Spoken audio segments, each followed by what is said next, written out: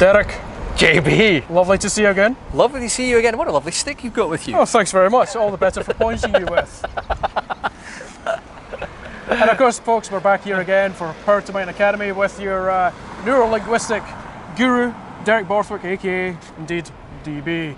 We are. DB, we're going to talk about the sexy word that is intermediation. Oh, are we? What does that mean? Well, this might not be familiar to viewers, and I'm sure we'll bring it to life in the course of this video.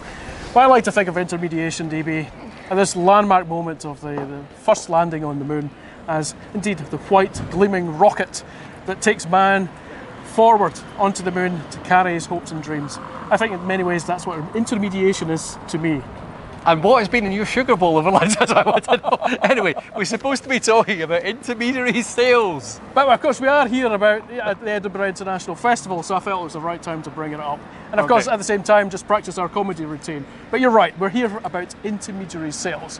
So if that's not it, what do we actually mean by intermediary sales? Yeah, well, rather than intermediary sales is another form of sales that's out there, JB, where we're not actually dealing with the public directly. This is where we would actually be going through an intermediary. So from our world of the investment, we'd be going through a stockbroker or through a financial advisor, or it may be anybody that distributes the products to the end user, where you're forming, it's an account management type role. That type of approach on sales. Okay, so not rockets. And no, nothing to do with rockets, no. Understood. And of course, what are the biggest challenges and mistakes that occur within intermediary sales? Yeah, well, let's look at the challenges first of all. The hardest thing is, how do you build a relationship if you're not doing business? Right. How do you get business if you haven't got a relationship? Exactly. So it's very, very difficult to do. And most of us can get the first meeting because there's curiosity there, isn't there? They think, well, who is this person? You know, what are they going to talk about? Maybe we should see this group and find out what their funds or their products or whatever services are like. And that's fine, that works quite nicely.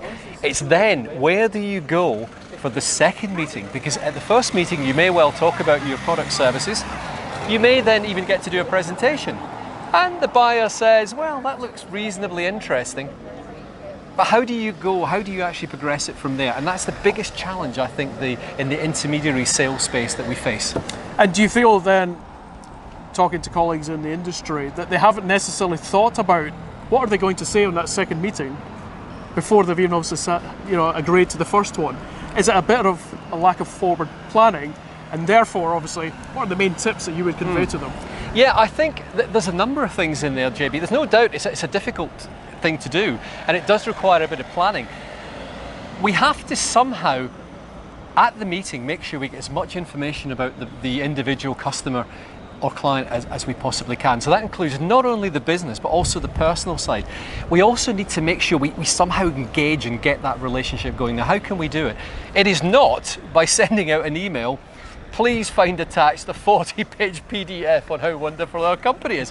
I mean, you like Motorhead, yeah, but if I was to give you a 40-page document, Motorhead, you know, you probably wouldn't read all of it if it was online. You might perhaps, but it's difficult.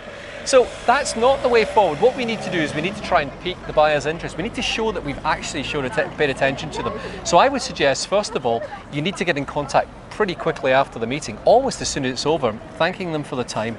And if there was some personal thing that was discussed with the meeting that you could perhaps bring up, suppose that they had mentioned they like the cricket, for example, you may have discovered something that a team are playing cricket, or you may have found a useful piece of information about cricket that you could send them and say, look, I know we mentioned this in our meeting, I thought this might be of use to you. That type of thing helps to build rapport with the end user, with the customer. Obviously it has to be done relatively carefully. So there you go. For me, it still feels like it comes back to rockets. They pique interest and they require a lot of planning. But on that, thanks again for watching Power to Mind Academy. We do have the YouTube channel. We do have the YouTube channel, yeah, which is YouTube.com/C/Power to Mind. It'd be great if you could subscribe to that. It's coming along quite nicely now, so the more subscribers we can get, the better. And I'll be giving you access to material going forward that won't always be on LinkedIn, so I would suggest it's worthwhile subscribing to that. You see all the videos there as well. I'm also recording a number of different modules. Sales will be one that's coming up, and it's different guises, and I'll be sharing with you all the secrets, all the things that I've learned over the years that help both on a B2C but also on a B2B. And I look forward to getting that out. Fantastic stuff, but not unfortunately about rockets. But anyway, on that, thank you from me, thank you from him, and we look forward to seeing you next time on Power to Mind Academy. We do, and I'm going to take JB straight down to the narcotics clinic. Thanks for watching. Thank you. Thank you.